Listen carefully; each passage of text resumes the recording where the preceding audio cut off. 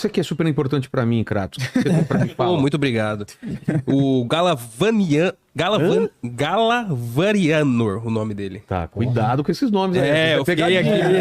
Começou com Gala aí. Eita! Ele fala o seguinte: vi que algumas pessoas acreditam que se houver uma guerra será algo mais cibernético, vazamento de dados, hacks e afins. Não necessariamente uma guerra nuclear. O que vocês pensam sobre isso? Tem essa corrida, né? A guerra, a corrida pelo computador quântico e inteligência artificial. Inclusive se fala de guerra de inteligência artificial atacando a outra inteligência artificial para não evoluir tanto quanto ela. De criar uma inteligência artificial forte o suficiente para impedir que as outras cheguem no nível dela, né? Só um dado em relação a isso, né? Por exemplo, desses gastos E que eu uso falei. isso em guerras, né? Claro. De derrubar a eletricidade, atrapalhar a informação e tudo mais, né? Dessa reunião da ONU que tá rolando hoje, que o Mark Rutte colocou que vão ser 5%, eles estão estabelecendo que 1,5% vai ser só em cibersegurança. Ah, é? Ou seja, 3,5% assim, é gasto em defesa, 1,5% em cibersegurança. Sendo que desses 3,5%, eles perceberam que o combate aéreo é muito mais importante do que eventualmente combates terrestres, né? Então, eu concordo muito, né? Porque se a gente for pensar numa guerra de trincheiras, uma guerra com armas, poxa, com o poder de destruição hoje que os países têm, é até difícil imaginar que a Rússia vai atacar os Estados Unidos, porque no final das contas pode trazer para uma guerra nuclear. Agora, se for uma guerra de boicote, uma guerra de sanções, uma guerra de bloqueio de informações, isso fica muito mais realístico, né? Então, concordo. Você consegue criar conflitos internos a partir de confusão, de fake news, de rede social em outro país, né? Na Romênia, por exemplo, a gente teve até o cancelamento de um processo eleitoral. O candidato, ele foi no primeiro turno lá, estava com 30 e poucos % dos votos, só que daí a Justiça da Romênia deliberou que, na verdade, o candidato, ele crescido muito nas pesquisas por conta do TikTok. Porque ele era um candidato bem pequenininho Sei. e tal, né? E aí, supostamente, a China, em conjunto com a Rússia, financiou, por meios ilegais, né, com fazendas de bots e tal, o crescimento desse candidato. Ou seja, a China e a Rússia, segundo a Romênia, claro, influenciando. Só que daí entra um perigo também, né? Porque quem garante que não foi a justiça do país que estava interessado que o candidato, que era mais pró-Rússia e pró-China, vencessem? Pois é. Então, aí começa a ter uma distorção da própria... Exatamente, da democracia. Pô, mais do que as revoluções coloridas, os Estados Unidos, por exemplo, as revoluções coloridas são a intervenção dos Estados Unidos na Ucrânia, na Geórgia, influenciando processos eleitorais para derrubada de governos. Costumo falar, você pega, por exemplo, a Victoria Nuland, que era secretária de Estado americano, quando estava rolando o Euromaidan, por exemplo, na Ucrânia, ela estava literalmente na praça, no Maidan, distribuindo lanchinho para os manifestantes. Quer intervenção maior dos Estados Unidos do que a secretária de Estado distribuindo lanche para os manifestantes contra a aproximação da Ucrânia com a Rússia? Então, sim, a comunicação ela vai ser primordial aí. E acho que, a gente pode observar esses exemplos recentes, né? O Hezbollah, ele teve uma gigantesca desarticulação a partir do assassinato das suas lideranças, que foi aquele ataque dos pagers, né? Isso, cara, é total cibersegurança, né? Você tem agora, a questão dos drones, né? E eu não sei se você já viu isso, assim, cara, os drones, eles começaram a ter muita questão de interceptação, de você cortar o sinal, de você até roubar o drone do inimigo e passar a controlar ele, né?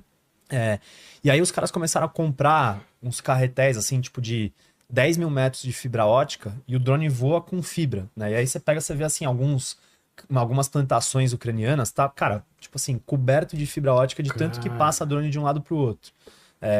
Logo que a guerra começou na Ucrânia, o Elon Musk teve que mandar satélite porque caiu toda a comunicação por internet lá. Então, assim, acho que só endossando isso que o Ricardo trouxe, não tem como a gente pensar hoje em guerra sem pensar no combate que é travado através da informação e no combate que é travado através de inteligência, sobretudo por meio digital.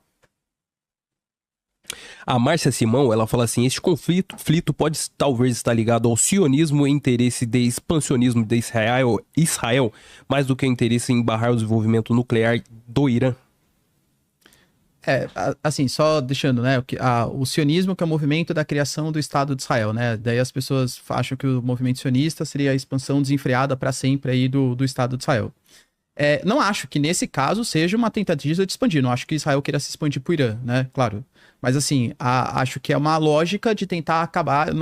Não acho que Israel estava interessado só em acabar com o regime, com o enriquecimento de urânio. Eu acho que Israel também estava interessado em trocar o regime Ali Khamenei. Tanto que começou o conflito, Israel falou que ia só atacar o programa nuclear. Aí depois, quando o Irã respondeu pela primeira vez, o Benjamin Netanyahu, Israel Katz, as lideranças, falaram que não tinha mais como o Ali Khamenei continuar como governante do país. Ou seja, deu indicativo que a ideia era trocar, e acho que eles tinham isso como princípio. Então, não acho, no sentido sionista, né? Não acho que era o interesse de Israel se expandir para o Irã, não, claro que não. Mas de trocar o governo, sim. Acho que era a ideia, sim, de colocar um governo aliado do Irã. Porque, aliás, o Irã era um aliado de Israel.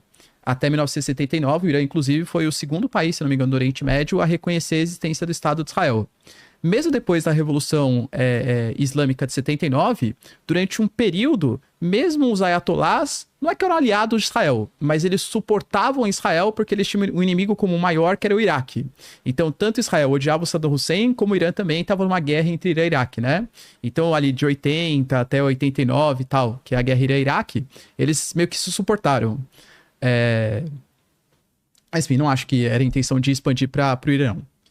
Eu concordo com o Ricardo que não vejo, né? Aliás, são países que não têm continuidade territorial, eles estão longe, né? E tem, enfim, N barreiras geográficas até um país poder se conectar com o outro, né? Mas eu acho que existe talvez um fundo de expansionismo territorial nisso, que é Israel voltar atenções para o Irã e conseguir, com isso, tirar atenções do projeto expansionista que está rolando em Gaza, né? E Israel já declarou abertamente que pretende colonizar uma parte de Gaza, enfim, construir assentamentos lá. Então, nesse lado eu vejo alguma relação, né? Então, acho que é bem possível, sim, no que diz respeito a Gaza. Você vê o Benjamin Netanyahu, ele é um pouco mais reticente em falar isso diretamente. Mas figuras como Itamar Ben-Gvir, o Smotrich, que são ministros dele, falam abertamente. Não, a gente tem que colonizar Gaza como a gente fez com a Cisjordânia, de fato.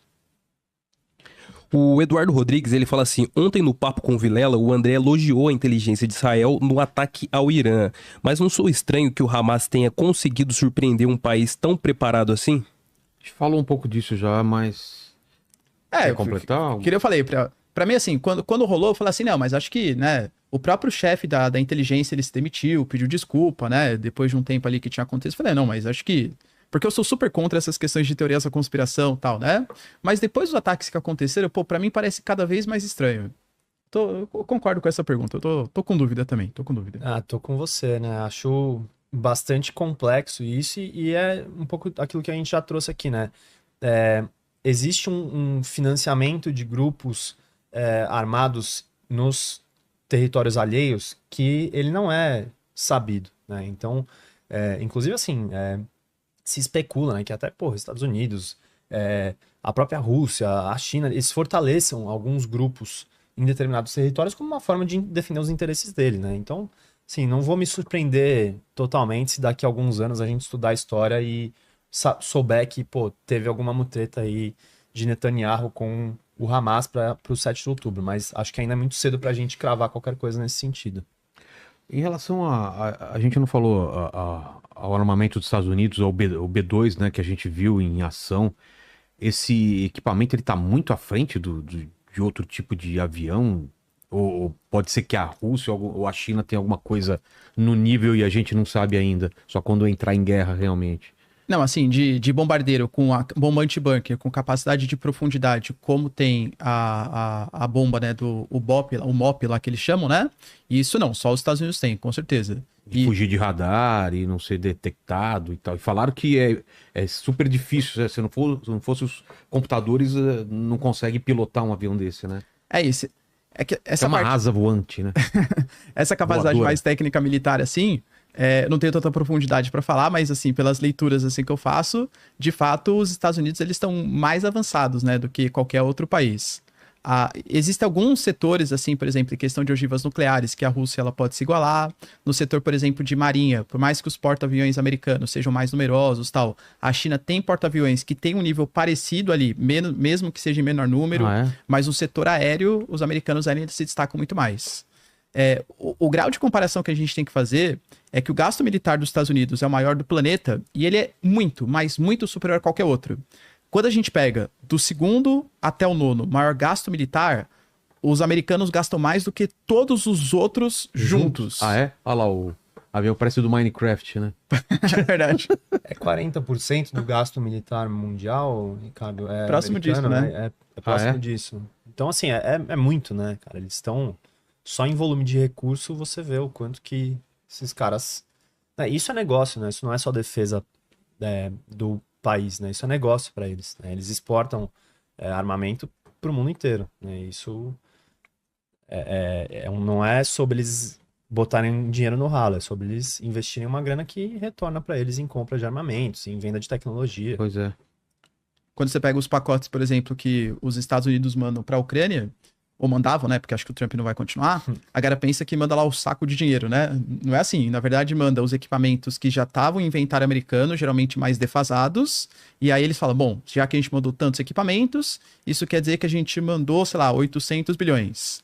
Pega 800 bilhões e investe na indústria bélica americana que vai produzir novos equipamentos para o inventário dos Estados Unidos. Então, é até uma forma de incentivar, né? Pagamento de impostos, geração de emprego, movimentação da economia. Então, acaba sendo um negócio, até para modernização, negócio econômico, esses financiamentos estrangeiros.